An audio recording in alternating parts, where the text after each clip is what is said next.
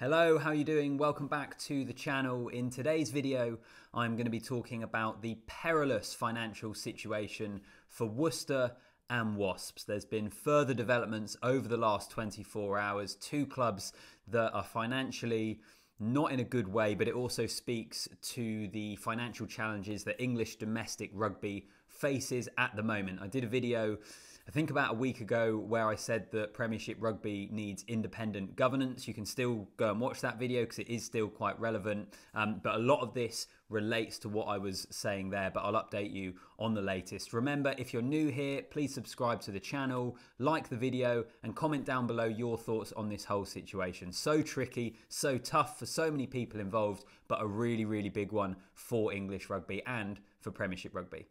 Let's get into it. So let's start off with Worcester Warriors, because that is one that people are probably a little bit more aware of and not so much of a shock in their situation. There has been loads going on off the field throughout the summer. There were question marks whether they would be able to start the league. They have played the first two games in the Premiership, but they're playing in the kit from last season, for example. Their crowd capacity at their opening home game of the season last weekend against Exeter was capped at just under 5,000 because they could get a safety certificate for that. A lot of the backroom staff at the club haven't been paid, or people have only been paid 65% of their wages. So it's been an ongoing saga for Worcester Warriors.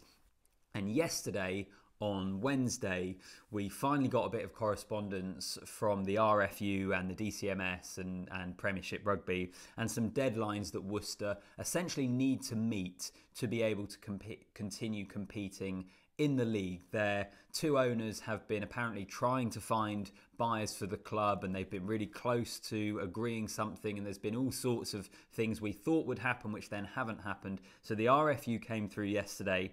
And first of all, in terms of this weekend's game at home to Newcastle, Worcester by midday today, so by the time a lot of you might be watching this video, there might have been an update on this already. But as I'm recording it on Thursday morning, they basically need to prove that they're able to safely stage Saturday's game.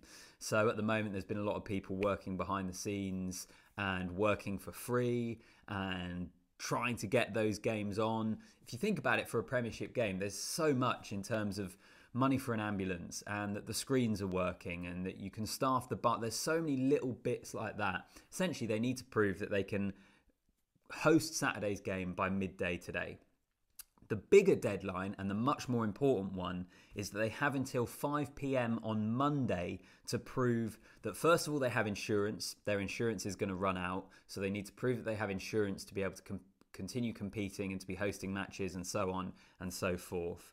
They then need to have a credible plan for moving forward. So I mentioned that the two owners have reportedly had deals agreed and all this sort of thing. There was one that they expected to be completed after last weekend's game. They said it would be completed in just 48 hours or so. That deadline has since passed and nothing is happening. So we need to see a credible plan for the business and for the club moving forward for them to be able to continue. And they also need to prove that they have the funds to cover the monthly payroll at the club. As I said, people haven't been paid. So Monday is a massive, massive day.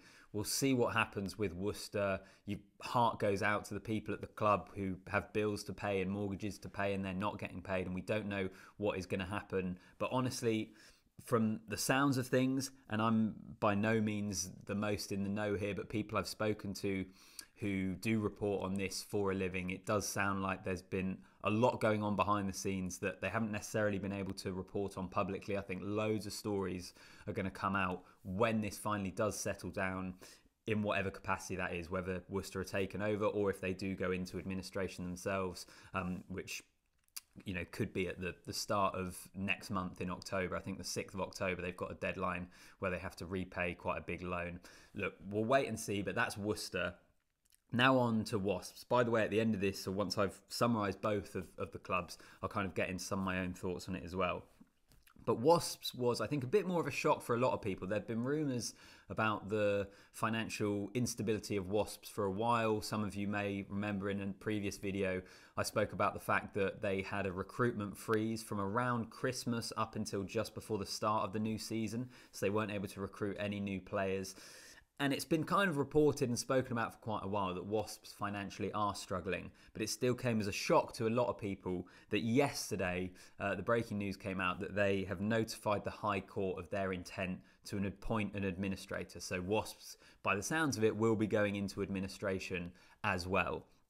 Now, a part of this is looking to get a grace period where they can find a sustainable future for the club, a long-term plan for the club. So going into administration helps them do that.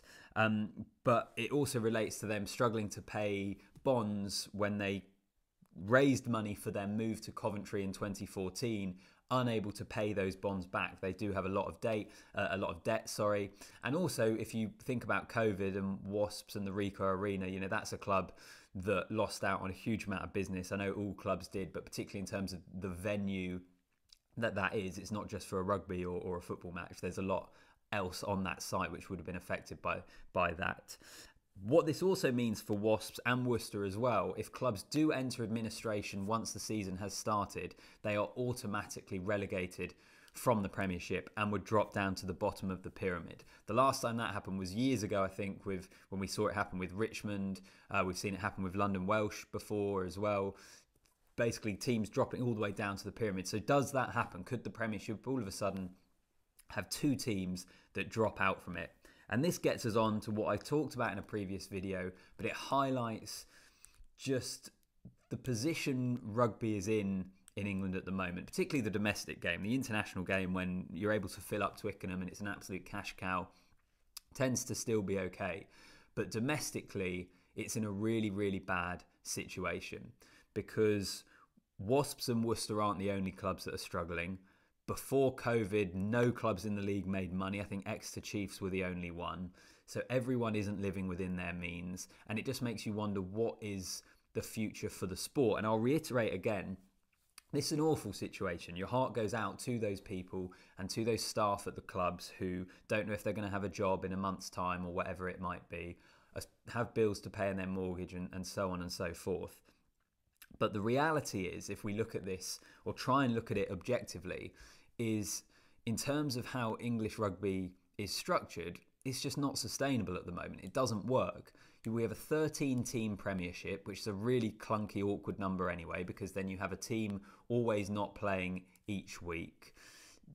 That is completely ridiculous. And then we have a Championship at the moment, which is a really good division and has been a brilliant pathway for the Premiership. But again, let's say the promotion relegation comes back in.